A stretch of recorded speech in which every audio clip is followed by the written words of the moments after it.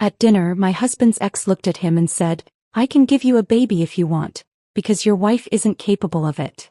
He turned to me expecting silence. Instead, I smiled and whispered, "Follow your heart." The next morning I called my lawyer. But what happened after that, no one saw coming.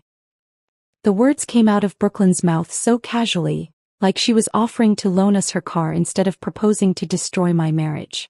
"I can give you a baby if you want because your wife isn't capable of it." She said it while looking at Miles with theatrical sympathy, her hand reaching across my dinner table to touch his arm.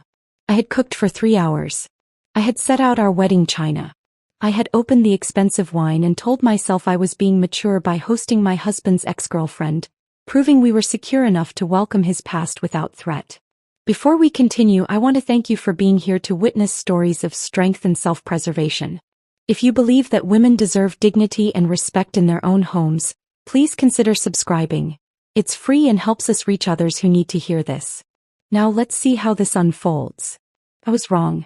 This was not about security. This was an ambush, carefully planned and perfectly executed, and I had provided the venue. Miles did not defend me. That was the detail that changed everything. He did not immediately shut her down or tell her how inappropriate she was being. Instead, he turned to look at me with an expression I could not read, something between curiosity and expectation, waiting to see how I would respond to being humiliated in my own home. In that frozen moment, every excuse I had made for his behavior over the past 6 months collapsed. The late nights at work. The secretive phone calls. The way he had become animated and engaged whenever Brooklyn's name came up in conversation. This was not innocent friendship. This was betrayal that had been building for months, and I had been too trusting or too afraid to acknowledge it until Brooklyn forced me to see it. I smiled at my husband and said 3 words that would end our marriage. "Follow your heart." He thought I was giving him permission. What I was actually giving him was enough rope to hang himself with, and a front row seat to watch me take everything he thought was his. But to understand how I ended up at that dinner table hosting my own humiliation with wine and good china, I need to go back 6 months. Back to when I still believed Miles and I had built something that could survive anything. Back to when I was still naive enough to think 14 years of marriage meant something more than just shared history and joint bank accounts. Our life had looked perfect from every angle that mattered to other people. We owned a Victorian home in Portland that we had renovated ourselves, spending weekends stripping wallpaper and arguing good-naturedly about paint colors. Miles worked in corporate finance, steadily climbing toward partner. I managed client relations for a marketing firm, work that paid well and gave me genuine satisfaction. We had routines that functioned smoothly. He went to the gym before work. I took long walks on Sunday mornings. We alternated cooking dinner and watched documentaries together in the evenings. Friends told us regularly how solid we seemed, how rare it was to find a couple who had made it past the difficult years and come out stronger on the other side. What those friends did not see was how much of that solidity was actually just silence. How many conversations we had stopped having because it was easier to discuss logistics than feelings. How our physical intimacy had become scheduled and obligatory rather than spontaneous and desired.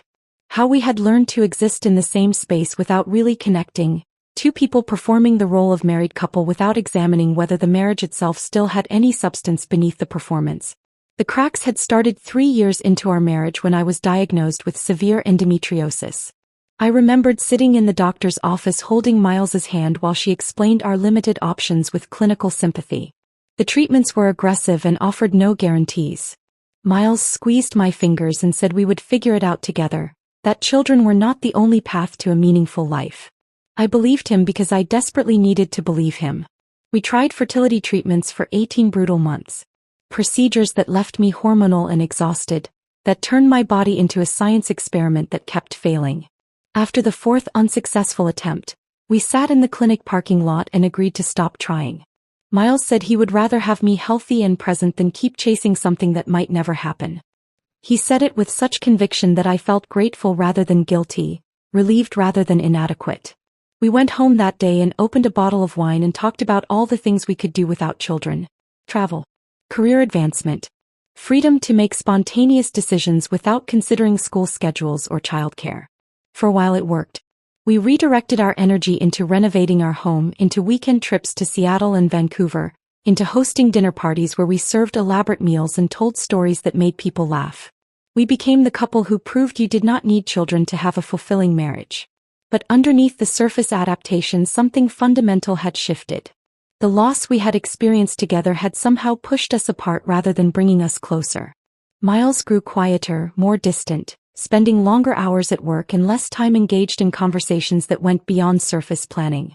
I threw myself into my career and my friendships, filling the spaces where intimacy used to exist with activity and accomplishment. I told myself this was normal. This was what long-term marriage looked like after the initial passion faded into something more mature and stable. We still cared about each other. We still functioned as effective partners. The love had just evolved into something quieter and less intense.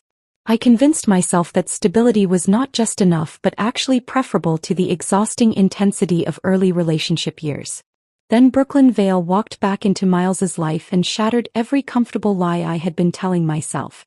He mentioned her casually one evening in March, 6 months before the dinner that would end everything. He said he had run into an old friend at a gallery opening, someone he had dated in college before we met. Brooklyn had moved back to Portland after years working abroad and was consulting for various firms around the city. They had grabbed coffee to catch up on old times. He said it so casually, with such apparent innocence, that I barely registered concern. I asked if I knew her from college and Miles said probably not, that they had broken up before he and I met through mutual friends senior year. He described her as passionate but unstable, someone who made dramatic decisions and expected everyone else to accommodate her chaos. I should have paid closer attention to how much detail he volunteered without being asked. Over the following weeks, Brooklyn's name started appearing in our conversations with increasing frequency. She had recommended a new restaurant downtown that we should try. She was consulting on a project at Miles's firm and had interesting perspectives on workplace dynamics. She remembered funny stories from their college days that made him laugh in ways I had not heard in years. Each individual mention seemed insignificant, but collectively they formed a pattern I was working very hard not to see. Miles started checking his phone more often during dinner, smiling at messages he did not share. He began suggesting we skip our usual weekend routines so he could catch up on work, though I noticed his laptop rarely seemed open when I checked on him. He bought new clothes, started going to the gym more frequently, paid more attention to his appearance in ways he had not bothered with in years. He became animated when talking about his days, but the animation faded when he was actually home with me, as if he was saving his energy and engagement for someone else. I noticed all of it. I noticed and I explained it away because acknowledging what I was seeing would have required asking questions I was terrified to hear answered. I told myself he was just going through some kind of personal renewal, that it was healthy for him to have friendships outside our marriage. I pushed down the discomfort because I had spent so many years building the narrative of our solid, mature relationship that admitting something was wrong felt like admitting failure. Then Miles suggested we host Brooklyn for dinner, and I ran out of excuses to avoid facing reality. He presented it as a sign of confidence and maturity, proof that we were secure enough in our relationship to welcome his past without feeling threatened. He said Brooklyn had mentioned wanting to meet me, that she felt awkward about reconnecting with him without getting to know his wife. It sounded reasonable. It sounded like something a healthy, well-adjusted couple would do without hesitation. So I agreed, even as something deep in my stomach twisted with warning I refused to acknowledge. I spent 2 days preparing for that dinner. I selected wine from a vineyard we had visited on our anniversary.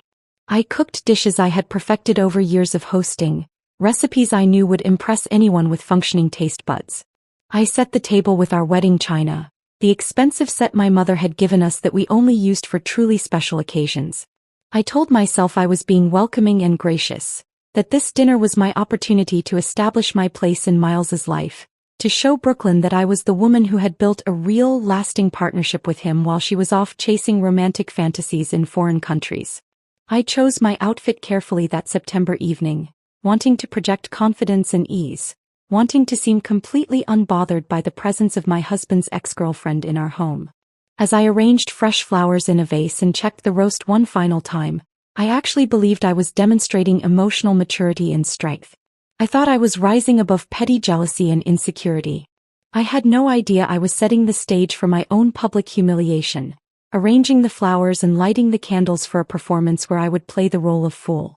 Brooklyn arrived exactly on time. I heard her voice before I saw her, warm and familiar with Miles in a way that told me they had been talking regularly enough to develop new rhythms of conversation, new inside references I was not part of. Miles opened the door and she stepped inside wearing a silk dress that looked painted onto her body, carrying expensive wine and confidence that seemed to expand and fill our entire home the moment she crossed the threshold.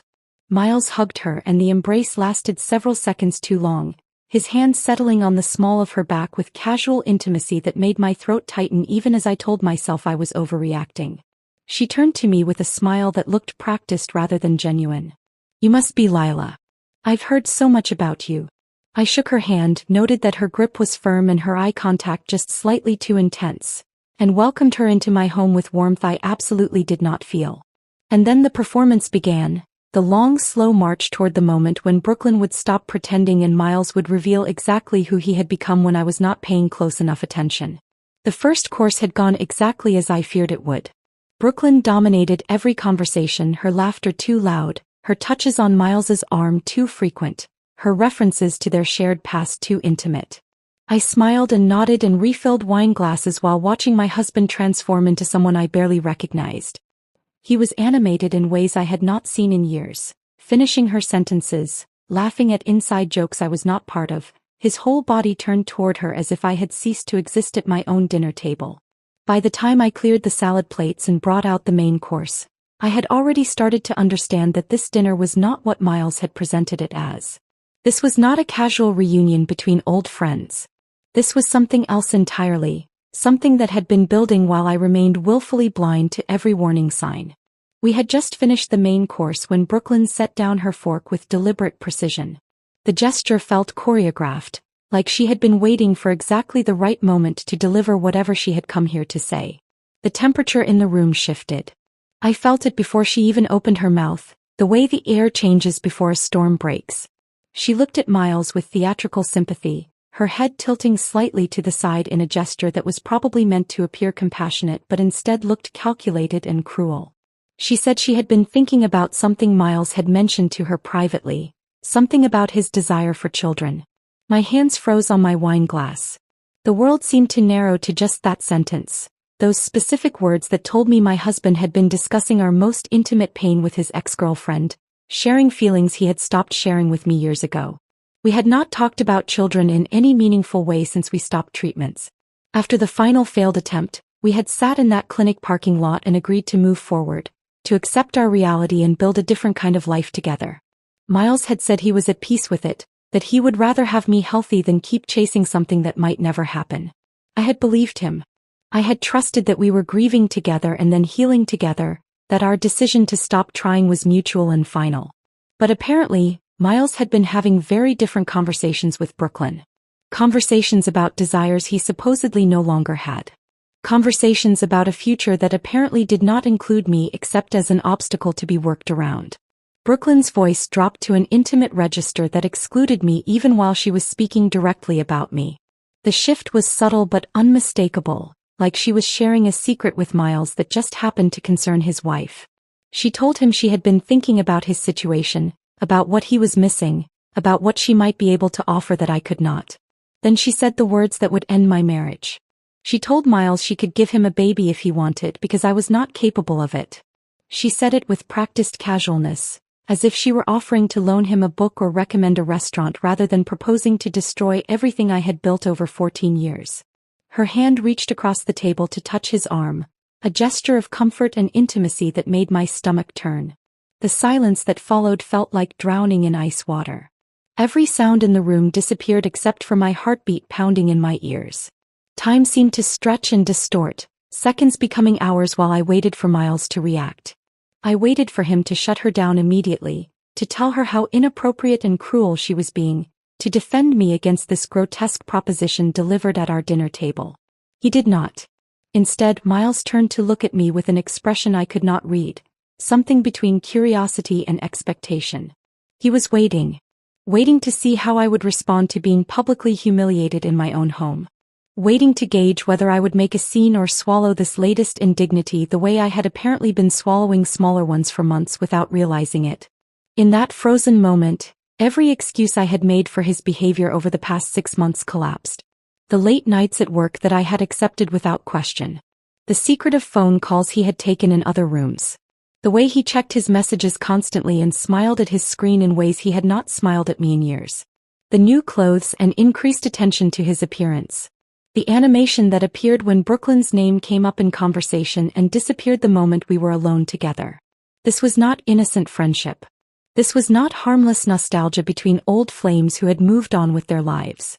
This was betrayal that had been building systematically for months, and I had been too trusting or too afraid or too invested in maintaining the illusion of our perfect marriage to acknowledge what was happening right in front of me. Brooklyn was still touching Miles's arm, her fingers resting on his wrist like she had every right to that casual intimacy. She was watching me with barely concealed satisfaction, waiting for the emotional explosion she had clearly orchestrated. She wanted tears. She wanted anger. She wanted me to provide dramatic confirmation that I was the inadequate wife she had painted me as, the woman who could not give Miles what he deserved and was now standing in the way of his happiness. Every possible response flashed through my mind in rapid succession. I could throw my wine in her smug face and watch the expensive Cabernet stain that silk dress. I could demand she leave my home immediately and never contact my husband again. I could scream at Miles for his complicity in this calculated humiliation, for discussing our private pain with the woman who was now weaponizing it against me. But something else took over in that moment, something colder and more calculating than raw emotion. I looked at Brooklyn's satisfied smirk, at the way she was still touching my husband's arm, at Miles's uncertain face as he waited for my reaction. And I understood with perfect clarity that losing control right now would give them exactly what they wanted. It would confirm Brooklyn's narrative that I was the problem, the emotional and inadequate wife who could not handle reality. It would give Miles justification for whatever he was planning to do next, permission to rewrite our entire marriage history with me as the villain who drove him away. So instead of giving them the scene they expected, I made a choice that would define everything that followed. I smiled. Not a warm smile or a forgiving smile, but the kind of smile that comes from a place beyond rage, from somewhere cold and strategic that I did not know existed inside me until that exact moment. I looked directly at my husband, holding his gaze with perfect composure, and delivered my response with calm that felt almost inhuman. I told Miles to follow his heart. My voice was steady and quiet, each word carefully chosen and deliberately spoken. The phrase hung in the air between us, and I watched Brooklyn's expression shift from satisfaction to confusion. She had expected tears or anger or some kind of emotional collapse. Instead, I had given her nothing to work with, no drama to feed off, no confirmation that her cruelty had landed the way she intended. Miles looked almost relieved, and that reaction told me everything I needed to know about how far gone he already was. He interpreted my composure as consent rather than strategy, my calm as acceptance rather than declaration of war. He thought I was giving him permission to pursue whatever fantasy he and Brooklyn had been building together during those secret coffee meetings and private conversations. But they were both wrong about what those 3 words actually meant. I was not giving Miles permission. I was giving him enough rope to hang himself with. I was documenting his choice in real time, creating a witness to his failure to defend me, setting in motion a plan that neither of them would see coming until it was far too late to stop. They thought they were winning. They had no idea I had just declared war, and that by the time they realized what was happening, I would have already taken everything that mattered. Brooklyn finally removed her hand from Miles's arm, looking uncertain for the first time that evening. She tried to recapture her earlier confidence, suggesting we move to the living room for dessert and coffee, as if we were all just going to continue the evening like nothing significant had happened. Miles started to stand still, watching me with that mixture of relief and confusion. I excused myself from the table with perfect grace, citing a headache that was only partially fabricated. My head was pounding, but not from pain. From rage and clarity and the beginning of a plan that was forming with crystalline precision in my mind. I told them to please enjoy dessert without me, that I just needed to lie down for a few minutes in the quiet. Miles started to protest, perhaps recognizing that he should at least pretend to be concerned about my sudden departure. But Brooklyn touched his arm again, her voice low and soothing, telling him to let me rest, that I probably just needed space to process. The presumption in her tone, the way she was already making decisions about what I needed in my own home, made my jaw clench so hard I thought my teeth might crack. I walked upstairs with measured steps, not allowing myself to rush even though every instinct screamed to run. I heard their voices resume below, lower now, conspiratorial. They were probably discussing my reaction, analyzing whether I had truly accepted Brooklyn's proposition or if this was just the calm before some delayed storm. They would find out soon enough exactly what kind of storm was coming. I closed the bedroom door behind me and locked it with hands that had finally started to shake.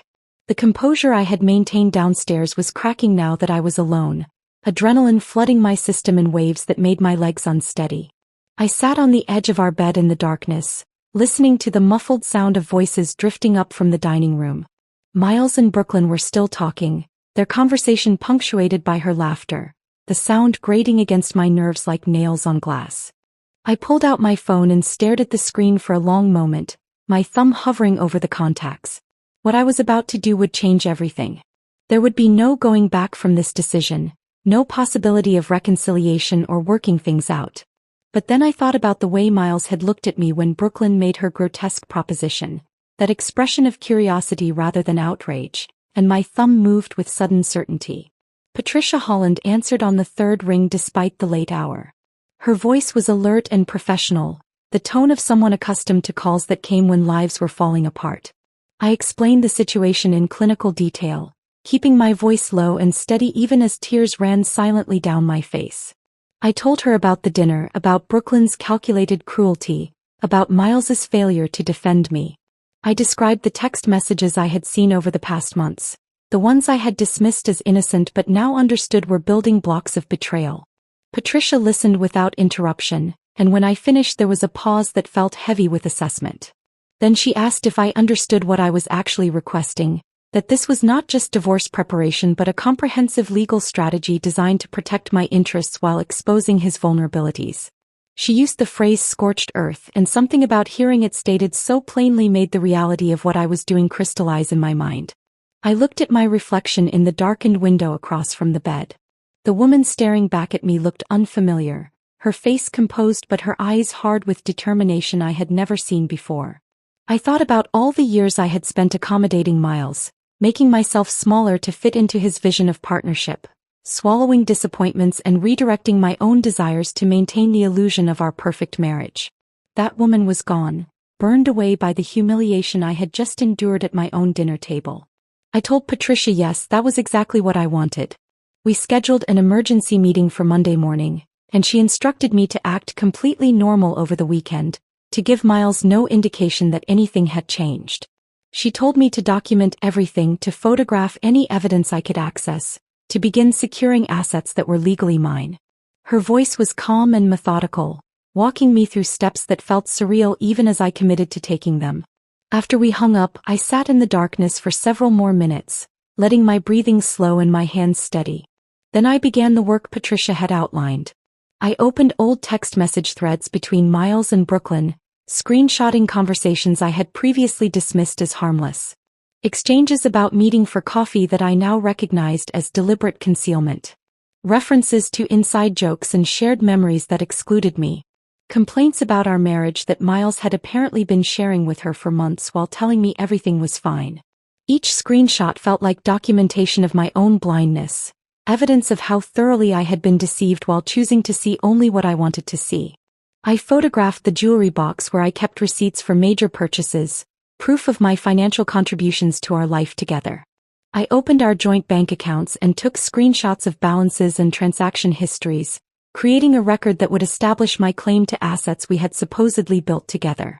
Downstairs, I heard the front door open and Brooklyn's voice saying goodbye, followed by the sound of Miles walking her out. I moved quickly to the window and watched them in the driveway, their bodies lit by the porch light I had turned on hours ago when I still believed this dinner was about maturity rather than ambush. Miles had his hand on the small of Brooklyn's back again, that gesture of casual intimacy that would have destroyed me earlier in the evening. Now it just felt like evidence, one more piece of documentation for the case Patricia would build. Brooklyn turned to face Miles before getting into her car, and I watched her touch his chest, her hand lingering there while they talked. The body language was unmistakable, the familiarity of two people who had been spending far more time together than Miles had ever admitted.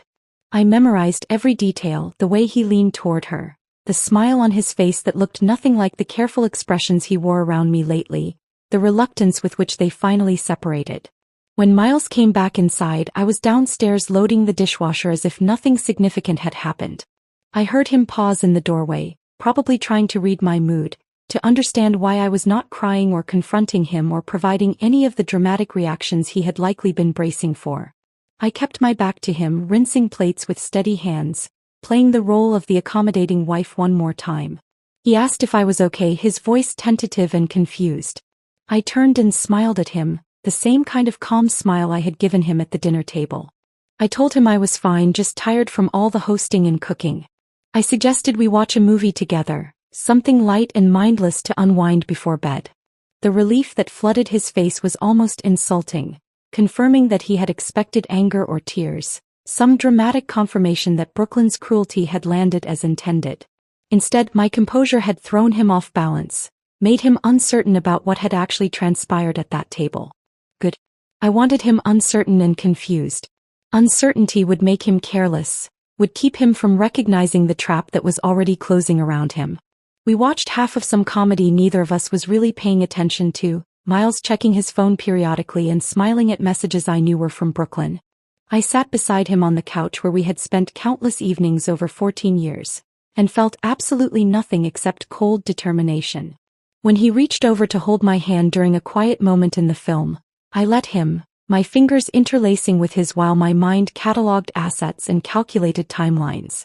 Saturday morning I woke before dawn and lay in the darkness planning my day with military precision. Patricia had told me to act normal and I would give Miles the performance of a lifetime.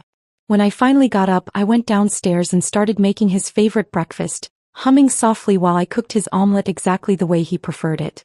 The domesticity of the scene felt like theater, me playing the role of devoted wife while plotting the systematic dismantling of everything we had built together. Miles emerged from the bedroom looking surprised and pleased to find me cheerful and affectionate. I asked about his plans for the day as if the previous evening had been perfectly ordinary, as if his ex-girlfriend had not offered to bear his child at our dinner table. He said he was meeting friends at the gym and I encouraged him to take his time to enjoy his Saturday. The moment his car pulled out of the driveway, I grabbed my purse and keys. The bank was my first stop. I opened a new account in my name only and transferred exactly half of our joint savings, an amount I could legally claim without triggering immediate fraud alerts. The representative asked routine questions about the transfer, and I explained smoothly that I was consolidating accounts for tax planning purposes. My voice was steady, my smile practiced, my entire demeanor that of someone making a mundane financial decision rather than preparing for war. Next I drove across town to a storage facility I had researched online that morning. I rented a unit paying cash for 3 months up front, using a facility far enough from our neighborhood that Miles would never accidentally discover it. The manager handed me keys and a lock and I drove back home with purpose hardening in my chest. For the next several hours while Miles was at the gym and then meeting friends for lunch, I methodically removed items from our house that were legally and emotionally mine. Family heirlooms my grandmother had left me in her will. Artwork I had purchased before our marriage with my own money. Jewelry that predated Miles. Photo albums from my childhood and college years that documented a life he had never been part of. Each item disappeared into boxes that I loaded into my car and transported to the storage unit. I felt no guilt as I emptied drawers and closets of things that belonged solely to me. Only cold satisfaction that I was protecting what was mine before Miles could claim any of it in divorce proceedings. By the time he returned home that afternoon, I had made 3 trips to storage and our house looked exactly the same to casual observation. But I knew what was missing, what I had secured beyond his reach, and the knowledge felt like power accumulating in my favor. Sunday passed in similar fashion. I maintained perfect normalcy, cooking meals and suggesting activities, playing the role of contented wife while internally counting down hours until Monday morning when everything would change. That evening Miles took a shower before bed, leaving his iPad on the nightstand. A message notification lit up the screen, and I saw Brooklyn's name before I could look away. I picked up the device with hands that had stopped shaking, my movements quick and efficient.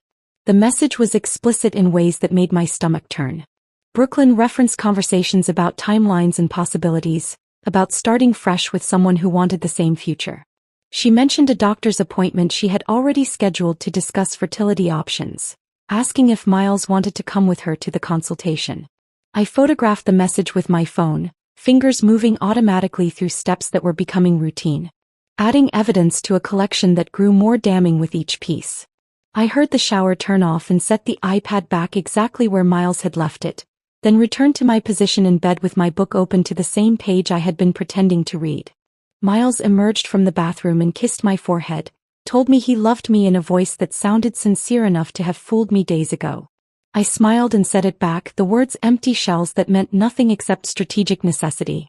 He climbed into bed beside me and fell asleep quickly, his breathing evening out into the rhythm I had listened to for 14 years.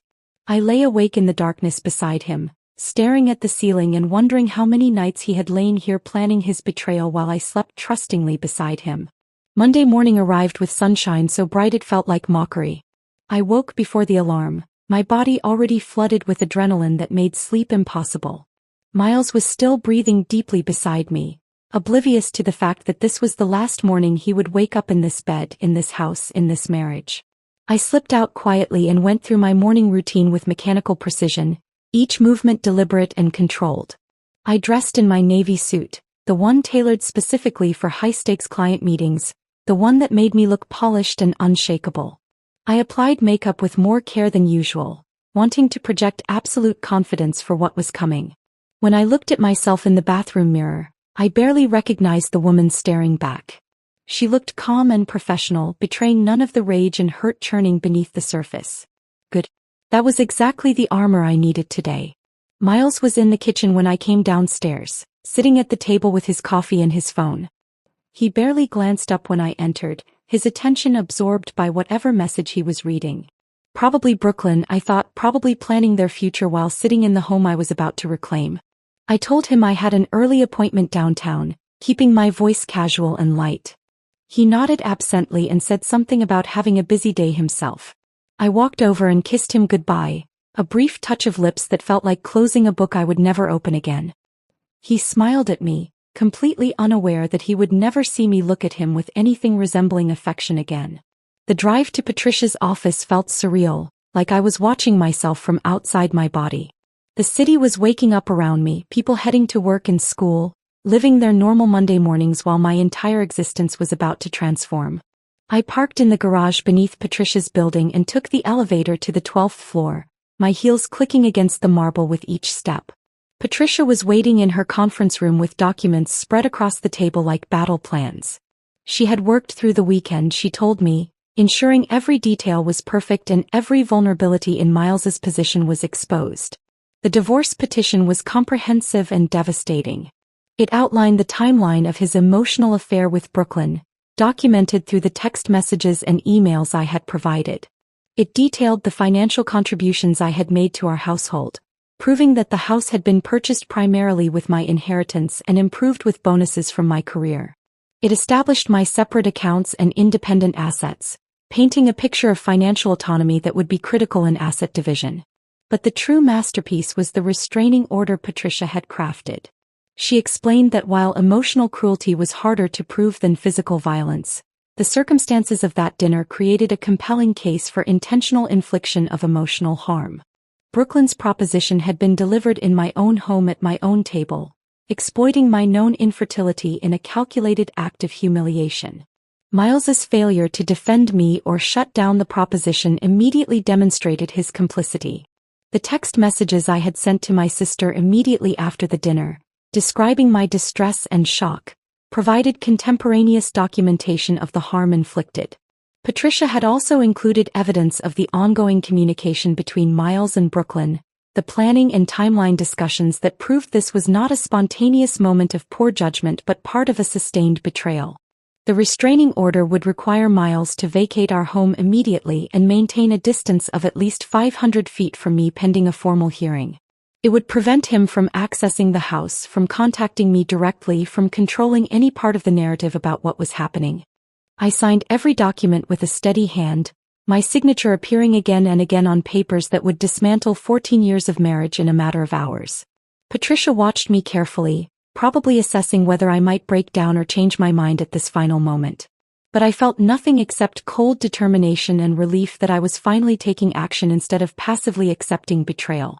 Patricia explained the timeline with military precision. The papers would be filed electronically by noon, ensuring they were officially on record before Miles even knew what was happening. A process server would deliver them to Miles at his office at 2:30 in the afternoon. The timing was deliberate. Serving him at work meant he would be surrounded by colleagues, unable to react with the anger or manipulation he might deploy in private. It meant he would have no opportunity to rush home and confront me before the restraining order was in effect. It meant the first thing he would experience was public humiliation, a small taste of what he had allowed Brooklyn to inflict on me. I left Patricia's office at 10 and drove to a coffee shop where I sat for hours, unable to focus on anything except watching the clock. At noon, Patricia texted me that the filing was complete. At 2:15 she confirmed the process server was in position. At 2:30 exactly my phone began to ring. Miles's name flashed on the screen again and again.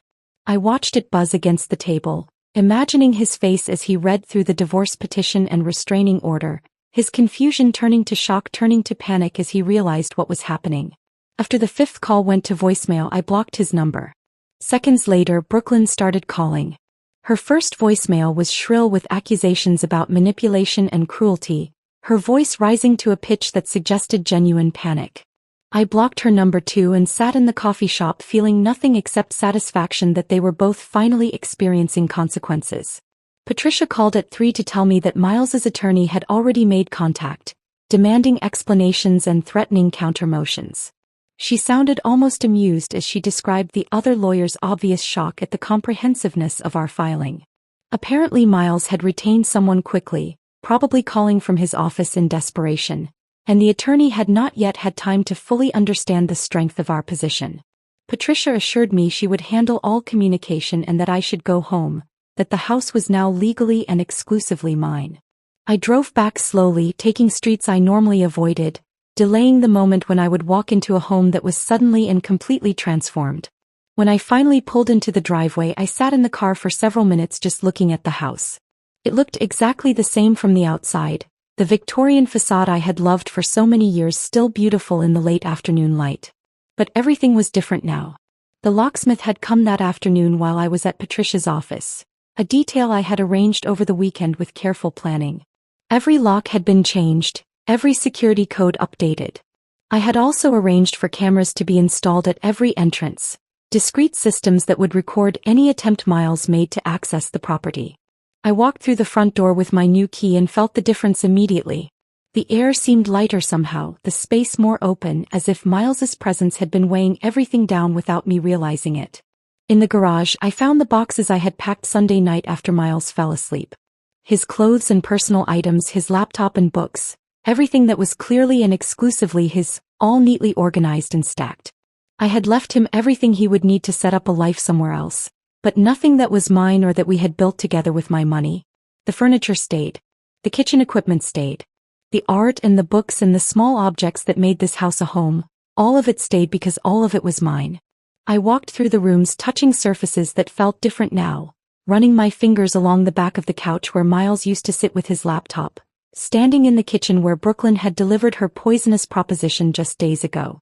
The memories were still there but they felt distant already, like they belonged to a different person in a different life. I poured myself a glass of wine and stood at the window watching the sunset paint the sky orange and pink, and felt relief so profound it made me lightheaded. My phone buzzed constantly through the evening, messages coming from people I had not heard from in months or years. Miles's mother called crying, leaving a voicemail about how I was destroying her son over a misunderstanding. His best friend Jake texted asking if we could talk like adults, suggesting I was overreacting to a difficult situation. His sister sent a long message about forgiveness and second chances and not throwing away 14 years of marriage in a moment of anger. None of them knew the full truth. None of them had seen the text messages between Miles and Brooklyn or understood how long this betrayal had been building. They only knew Miles's version of events, whatever story he was telling to position himself as the confused victim of my sudden irrational vindictiveness. I responded to none of them. Instead, I forwarded the most persistent messages to Patricia and let her handle the documentation of Miles's attempts to control the narrative through proxy. By midnight, I had received messages from 17 different people, all variations on the same theme of how I should be more understanding, more forgiving, more willing to work things through instead of taking such dramatic action. But not one of them asked what had actually happened at that dinner. Not one of them questioned why Miles had failed to defend me when Brooklyn humiliated me about my infertility. Not one of them seemed to consider that maybe, just maybe, I had very good reasons for the choices I was making. I turned off my phone and went upstairs to the bedroom that was now entirely mine. I slept deeply that first night alone in the house, a dreamless sleep that felt like my body finally releasing tension it had been holding for months. When I woke Tuesday morning, the silence felt different than it ever had before. Not lonely or unsettling, but peaceful in a way that made me realize how much ambient stress had been filling this space without me consciously recognizing it. I made coffee and sat at the kitchen table watching morning light filter through the windows, and for the first time in as long as I could remember, I felt no pressure to be anywhere or perform any particular version of myself for anyone else's benefit. That fragile peace lasted exactly 3 hours. The doorbell rang just after 10, insistent and repeated in a way that suggested whoever was there had no intention of leaving. I checked the camera feed on my phone and saw my younger sister Carmen standing on the porch, shifting her weight from foot to foot in obvious agitation. I had not told her about filing for divorce yet, only about the dinner itself through the text messages I had sent in real time that night. Those messages had become part of Patricia's evidence, documentation of my immediate distress that helped establish the emotional harm Brooklyn had inflicted. I opened the door and Carmen practically pushed past me into the house, her face pale and her hands clutching her phone like it contained evidence of some crime. She said she needed to tell me something she had been keeping from me, something she should have told me weeks ago but had not known how to handle. The words came out in a rush, tangled with apologies and justifications, and I had to ask her to slow down and start from the beginning. 6 weeks ago, Carmen said she had been downtown meeting a friend for lunch when she saw Miles and Brooklyn sitting together at a coffee shop. She had noticed them through the window while walking past, and something about their body language had made her pause. They were sitting too close, leaning toward each other across the small table in a way that suggested intimacy rather than casual friendship. Brooklyn had been laughing at something Miles said, her hand resting on his arm, and Miles had that animated expression I had noticed appearing more frequently when he talked about his days away from home. Carmen said she had assumed it was innocent at the time, that I must know about it, that Miles was probably just catching up with an old friend the way he had described when Brooklyn first reappeared in his life. But looking back now with the context of what had happened at dinner, she realized their interaction had not looked like old friends reconnecting. It had looked like two people in the early stages of an affair, testing boundaries and building intimacy while pretending it was all perfectly innocent. Then 2 weeks ago Carmen had seen them again. This time at a restaurant across town, a place nice enough that it suggested intentional planning rather than spontaneous meeting. She had been there for a work dinner when she spotted them at a table in the corner, and what she saw made her uncomfortable enough that she pulled out her phone and took a photo without really thinking through why. Brooklyn had her hand on Miles's face in a gesture of such tenderness that it was unmistakably romantic. Miles was looking at her with an expression Carmen had rarely seen him wear around me, unguarded and completely present in a way that spoke to genuine emotional connection. Carmen showed me the photo now, her hands shaking as she apologized for not telling me sooner. She said she had not known what to do with the information, had convinced herself she was misreading the situation, had been too afraid of causing problems in my marriage if she was wrong. But after I sent her those text messages about the dinner, about Brooklyn's proposition and Miles's failure to defend me, she realized she had been watching my husband build a relationship with another woman while I remained completely unaware. I looked at the photo on her phone and felt something crack open inside me that I had been holding carefully closed since Monday. It was one thing to see text messages, to read evidence of betrayal in words exchanged privately. It was another thing entirely to see visual proof of intimacy, to witness the physical manifestation of emotional affair in a photograph that captured a moment of tenderness that should have been reserved for me. Brooklyn's fingers were curved against Miles's jaw, her thumb brushing his cheek, and he was leaning into her touch like it was something familiar and welcome. Carmen was crying now, repeating that she should have told me immediately, that she should have confronted Miles or warned me or done something other than keep silent while my marriage deteriorated. I told her it would not have changed anything, that I had not been ready to see the truth until Brooklyn forced me to see it at that dinner table. Even if Carmen had shown me this photo weeks ago, I probably would have found some way to explain it away, to convince myself it was innocent because accepting the reality of Miles's betrayal would have required taking action I was not yet prepared to take. But the photo was useful now, concrete visual evidence that would strengthen the case Patricia was building. I forwarded it to my lawyer with a brief explanation and watched Carmen's guilt transform into something like relief that at least her silence could be partially redeemed by contributing to my legal strategy. Carmen left an hour later, still apologizing, and I assured her I understood and held no anger toward her for the position she had been put in. After she drove away, I stood at the window where I had watched Miles walk Brooklyn to her car Friday night and wondered how many other people had witnessed pieces of this betrayal without knowing what to do with the information they had. The answer came Tuesday afternoon when Miles's parents showed up at my door. I saw them through the camera feed before they even rang the bell. Robert and Diane getting out of their car with expressions of determination that told me this was not going to be a pleasant conversation.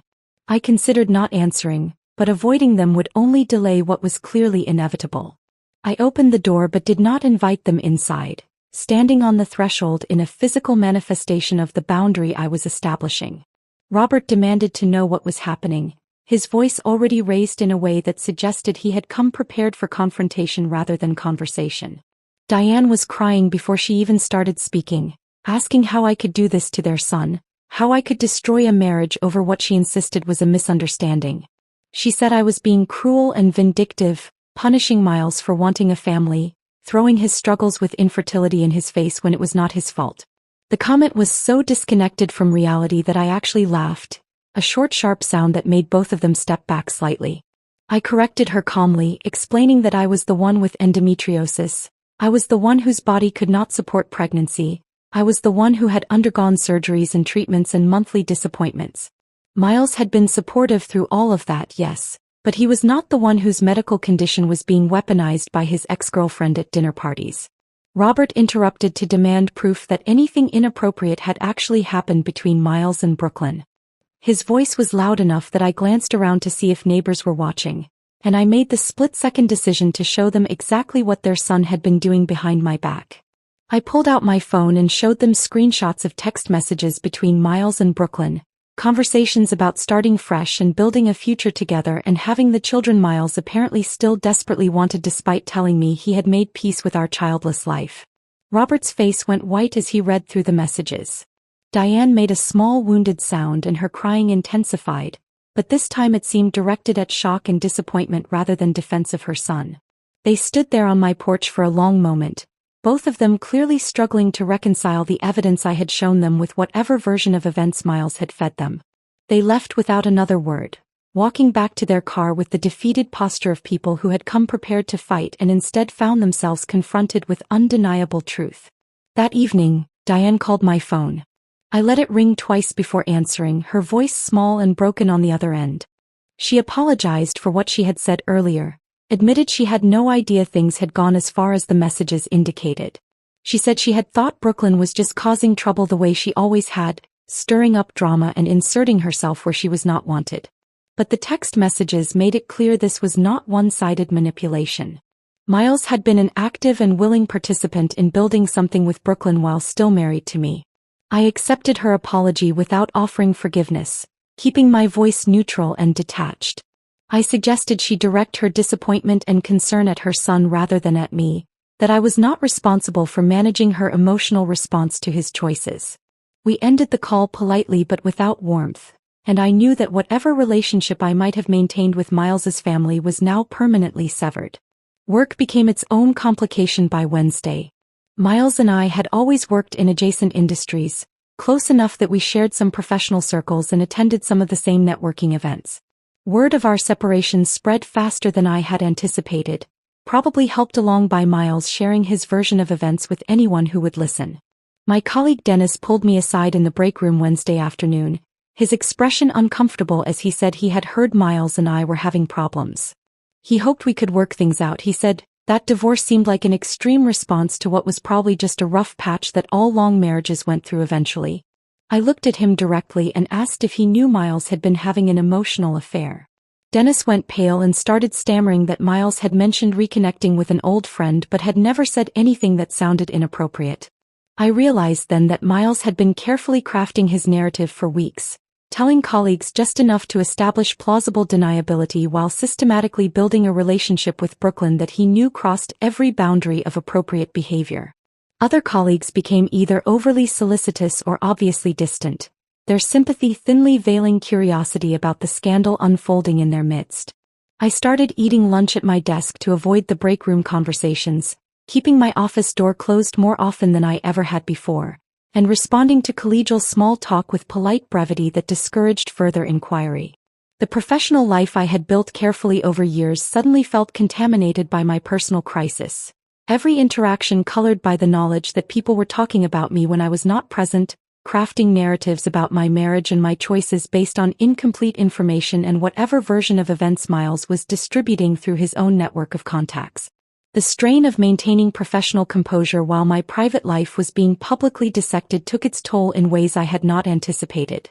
I found myself exhausted by early afternoon, drained not by the actual work but by the constant performance of normalcy. By Thursday evening, I was grateful when Patricia called to schedule our preparation session for the restraining order hearing, giving me something concrete to focus on besides the gossip circulating through my workplace. Friday morning I arrived at Patricia's office to find she had brought in a consultant, a therapist named Dr. Sarah Winters who specialized in emotional abuse cases. Patricia explained that Dr. Winters would help us frame my testimony in ways that would resonate with the judge, that would make clear the psychological harm inflicted by Brooklyn's proposition and Miles's failure to defend me.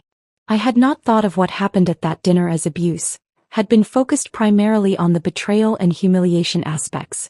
But as Dr. Winters began asking questions, I started to understand how the therapeutic framework could strengthen our legal position.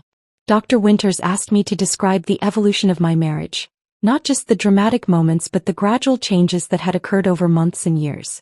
She wanted to know when I had first noticed Miles becoming distant, when intimacy had shifted from spontaneous to obligatory, when conversations had narrowed from genuine connection to logistical coordination. I found myself describing patterns I had not consciously recognized until I was forced to articulate them aloud. Miles had stopped asking about my work sometime in the past year, I realized as I talked through our typical evenings. He used to ask detailed questions about my projects and clients, would remember names and follow up on situations I had mentioned days earlier. But gradually those questions had stopped, replaced by vague inquiries that required only minimal response. During dinner he had started scrolling through his phone more frequently, his attention divided in ways that made conversation feel like an interruption rather than a connection. When I tried to engage him in discussions about anything beyond household logistics, he would become irritable, picking fights over small things as if he was looking for reasons to be annoyed with me. Dr. Winters nodded as I described these changes, explaining that emotional affairs often followed this pattern. The unfaithful spouse begins rewriting the history of the marriage in their mind, retroactively casting their partner as inadequate to justify the attraction developing elsewhere. Small irritations get magnified into fundamental incompatibilities. Normal relationship challenges get reframed as evidence that the marriage was never really working. It was a psychological process that allowed the betraying partner to feel less guilty about their choices, to tell themselves they were not really doing anything wrong because the relationship was already broken. Hearing my marriage dissected this clinically was painful, each pattern Dr. Winters identified feeling like confirmation of failures I had been too close to see clearly. But it also gave me clarity and language for experiences I had dismissed as normal relationship evolution. I had told myself that marriages naturally grew quieter over time, that the intensity of early years faded into something more stable and less demanding. But what I had actually been experiencing was Miles systematically disconnecting from me emotionally while building connection with someone else. Patricia recorded our entire preparation session and had it transcribed, creating a document that would guide my testimony when I took the stand. She explained that under pressure in the courtroom with Miles sitting across from me and his attorney asking challenging questions, it would be easy to become flustered or forget important details. Having this structured narrative would help me stay focused and ensure I presented the story coherently and convincingly. We spent hours going through potential questions Miles's attorney might ask, practicing responses that were honest but strategic, that acknowledged complications without undermining my position. Dr. Winters coached me on maintaining composure if the questioning became aggressive or if attempts were made to paint me as vindictive or unstable.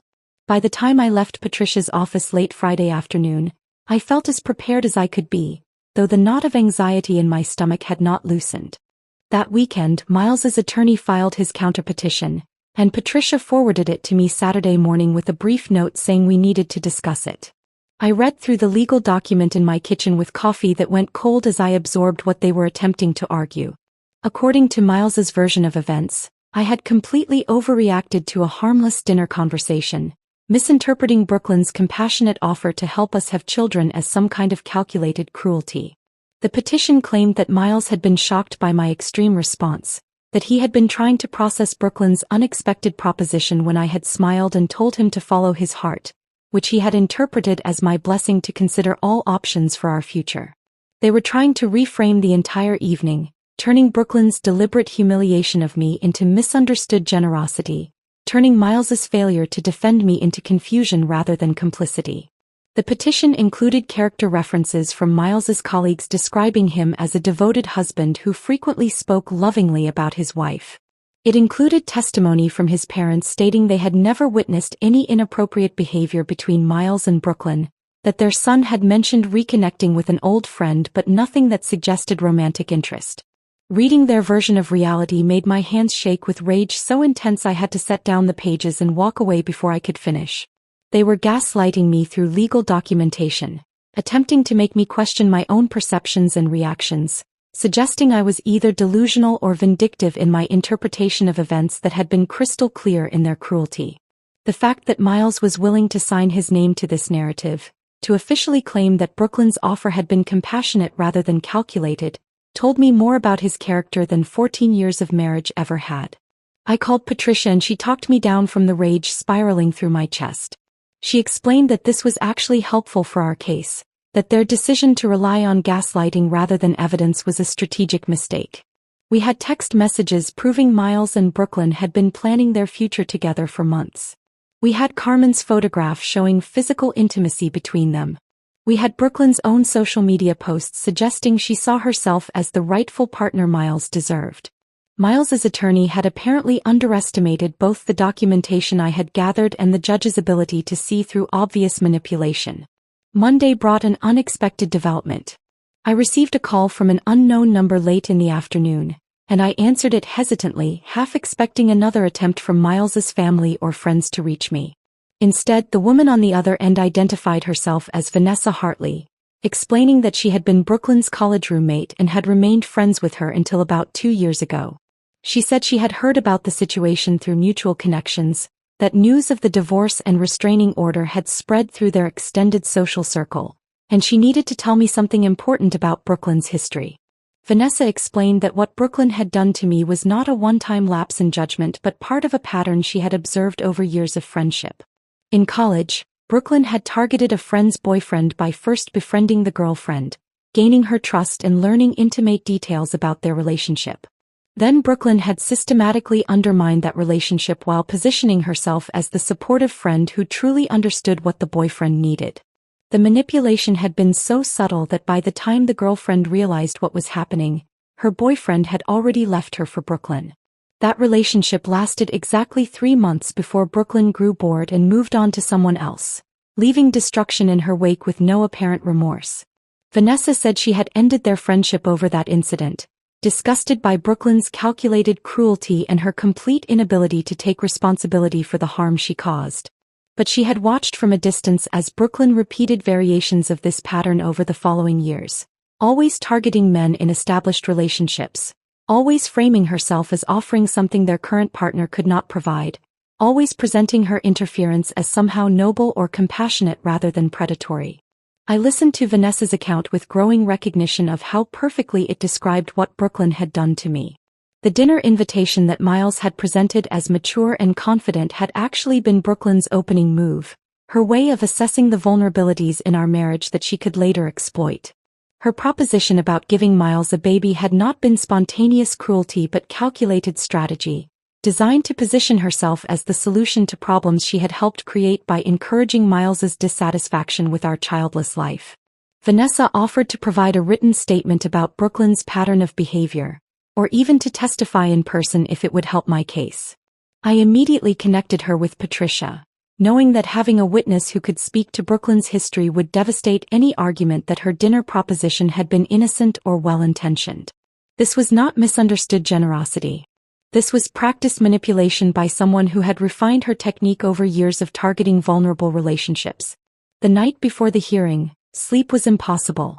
I walked through my house at 3 a.m, unable to quiet my mind enough for sleep. The hearing was scheduled for 9, just 6 hours away, and my thoughts kept circling through everything that could go wrong, every possible way Miles's attorney might twist the narrative or make me look unreasonable. I touched the walls as I moved through rooms that held 14 years of memories, some beautiful and some painful, all of them now belonging to a version of my life that was ending whether I was ready or not. I stood in the kitchen where Brooklyn had delivered her proposition and tried to remember exactly how I had felt in that moment, tried to hold on to the clarity of rage and betrayal that had driven every decision since. I needed that clarity tomorrow when I faced Miles across a courtroom, when his attorney tried to make me doubt my own perceptions and reactions. I made tea I did not drink and watched the sky gradually lighten through the window, and by the time my alarm went off at 6 I had been awake so long that the sound felt almost irrelevant. I dressed in the same navy suit I had worn to Patricia's office, armor that made me look calm and professional even though my hands shook while fastening the buttons. I arrived at the courthouse 40 minutes early and sat in my car rehearsing the testimony I had practiced with Dr. Winters, reminding myself to breathe steadily and maintain composure no matter what questions were asked or what versions of reality were presented. The courtroom was smaller than I had imagined, more like a conference room than the dramatic spaces I had seen in television shows and movies. There was no jury box, no grand judge's bench, just a practical hearing room with fluorescent lighting that made everything look slightly washed out and institutional. Miles was already there when Patricia and I entered, sitting on the opposite side with his attorney, a man named Richard Brennan who had a reputation for aggressive tactics in family law cases. Miles looked terrible. His suit was wrinkled, his face haggard with dark circles under his eyes that suggested he had slept as poorly as I had. When our eyes met across the room, he looked away quickly, and I felt a strange mixture of satisfaction and sadness at seeing him reduced to this state. Part of me had loved this man for 14 years. That part still existed somewhere inside me, mourning the loss even as the rest of me remained focused on winning the battle he had forced us into. Judge Morrison entered and we all stood, the formality of the gesture feeling oddly theatrical given the intimate nature of what we were about to discuss. She was a woman in her 60s with steel-gray hair pulled back in a practical bun and an expression that suggested she had presided over countless variations of marital dysfunction and was thoroughly unimpressed by most of it. She reviewed the petitions silently for several minutes while we waited, the only sound in the room the quiet rustle of papers and the hum of the ventilation system. Patricia presented our case first, building the narrative methodically from Miles and Brooklyn's initial reconnection through the dinner that had ended our marriage. She submitted the text messages between them as evidence, reading selected excerpts aloud that made the emotional affair undeniable.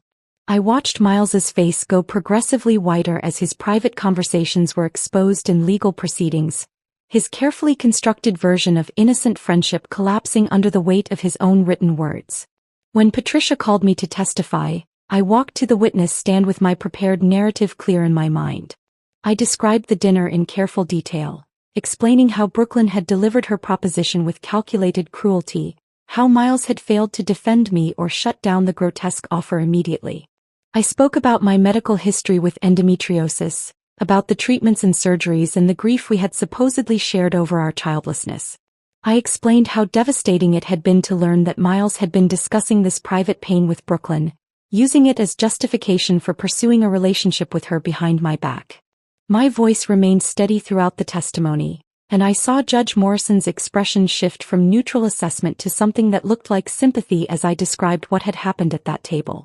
When Patricia asked how I had responded to Brooklyn's proposition, I explained that I had told Miles to follow his heart, that I had chosen calm over confrontation because losing control would have given them exactly the reaction they wanted.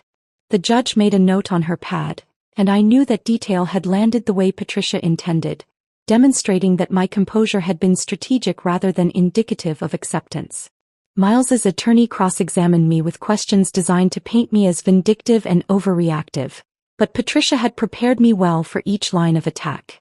When Brennan suggested I had misinterpreted Brooklyn's offer as malicious when it was actually compassionate, I calmly pointed out that offering to bear another woman's husband's child was not compassion by any reasonable definition. When he implied I was using the restraining order as a tactical weapon in divorce proceedings, I explained that a woman who had just been humiliated about her infertility in her own home had every right to protect herself from further contact with the people who had inflicted that harm. Then Miles took the stand and I watched his attorney attempt to salvage a narrative that was already falling apart.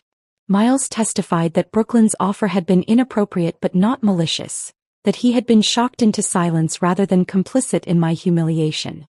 He claimed the text messages were taken out of context, that he had been venting frustrations to an old friend but never seriously considered leaving me for her. His voice carried a note of injured innocence that might have been convincing if not for the documented evidence contradicting nearly everything he said. Judge Morrison asked him directly why he had not immediately shut down Brooklyn's proposition at dinner. Miles stumbled through an answer about being caught off guard and not wanting to make a scene, his explanation sounding weak even to my ears. The judge then asked why he had been meeting Brooklyn secretly for months if their friendship was as innocent as he claimed. Miles said he had not thought of it as secret, just private, because he knew I was uncomfortable with his past relationships. The contradiction was obvious. If the friendship was innocent, why would my discomfort require privacy rather than transparency? His testimony deteriorated further under continued questioning, contradictions piling up as he tried to maintain an appearance of innocence while the evidence showed clear patterns of emotional affair behavior. I watched him struggle and felt something I had not expected. Not satisfaction or vindication but a hollow sense of waste. This man I had spent 14 years with was willing to lie under oath rather than take responsibility for his choices, and that reality felt worse than the betrayal itself. During a recess, while Patricia was reviewing notes and Miles was conferring with his attorney in hushed, urgent tones, Brooklyn made the catastrophic mistake of showing up. I saw her enter the gallery through the courtroom doors, wearing a dress that looked deliberately provocative for a legal proceeding and an expression of defiant righteousness that suggested she believed she was the hero rather than the villain in this story. Court resumed and we were midway through additional testimony when Brooklyn apparently could not contain herself any longer. She stood up in the gallery and started shouting about how I was punishing Miles for wanting a family, how I was weaponizing my infertility to play the victim, how she had only been trying to help us find a solution to our problems. Her voice rose with each accusation, her face flushed with indignation that suggested she genuinely believed her own narrative. Judge Morrison's gavel came down with a crack that silenced the courtroom instantly. Judge Morrison's voice cut through Brooklyn's tirade with the authority of someone who had spent decades managing courtroom disruptions and had exhausted all patience for dramatic outbursts. She told Brooklyn in language that left no room for interpretation that this hearing was not about family planning or reproductive rights or any of the other justifications Brooklyn was attempting to construct. This was about respect and cruelty and a man who had allowed his wife to be publicly humiliated in her own home by someone he had been conducting an emotional affair with for months. Brooklyn's face transformed from indignant righteousness to shock as Judge Morrison continued speaking. The judge extended the restraining order to include Brooklyn herself, prohibiting her from contacting either me or Miles for a minimum of 6 months. Brooklyn started to protest, and 2 bailiffs moved toward her position in the gallery with expressions that suggested they would not tolerate further disruption. She was escorted from the courtroom still trying to explain herself, her voice fading as the doors closed behind her. I watched Miles close his eyes as Brooklyn was removed, and in that gesture I saw the full weight of his mistake finally landing. His ex-girlfriend's catastrophic lack of self-awareness had just destroyed any remaining sympathy a judge might have had for his position. Patricia caught my eye and gave the smallest smile, a brief acknowledgement that we had just witnessed the opposition demolish their own case more effectively than any argument we could have made. Judge Morrison took a brief recess to review the evidence one final time before rendering her decision.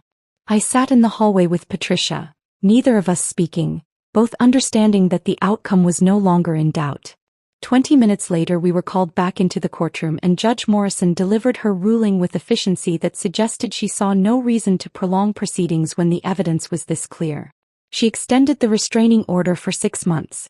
She granted me exclusive use of the marital home based on documentation proving it had been purchased primarily with my inheritance and improved with my earnings.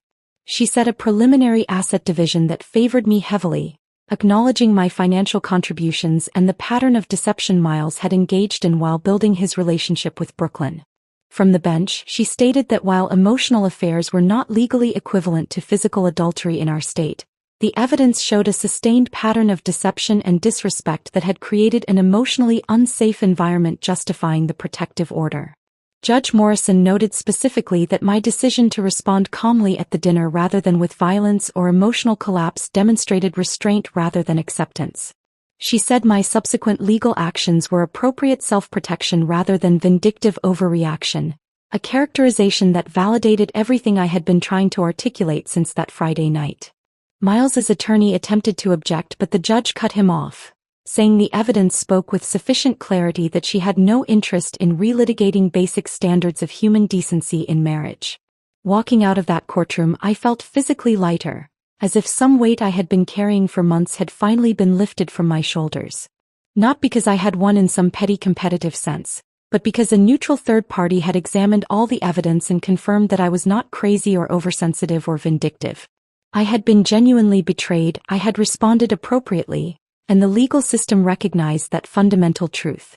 The months that followed were consumed by settlement negotiations that Miles's attorney kept trying to reopen despite having no leverage to justify better terms. Patricia had built an airtight case, and every piece of evidence we had submitted was documented and independently verifiable.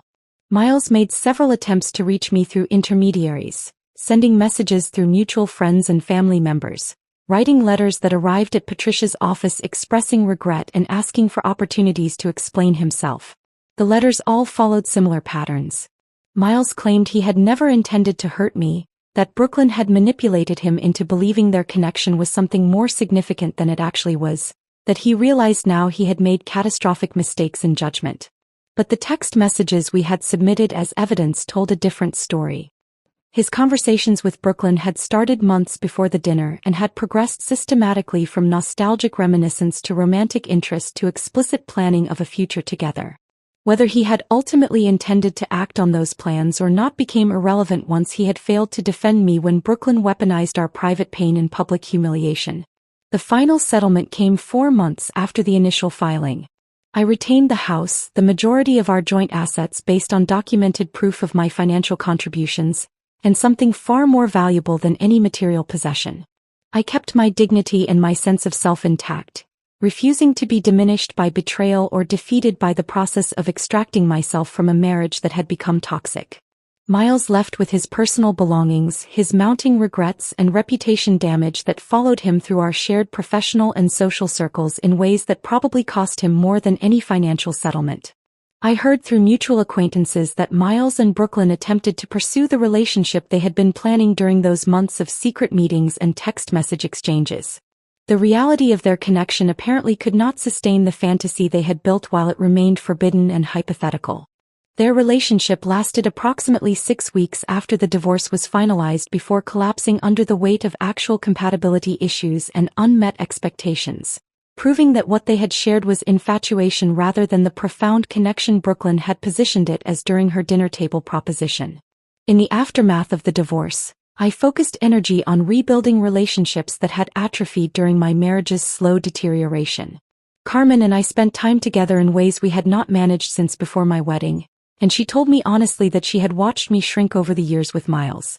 I had become progressively quieter and more accommodating, losing parts of my personality and interest to maintain peace in a relationship that was never actually peaceful, just increasingly silent as we stopped communicating about anything that mattered.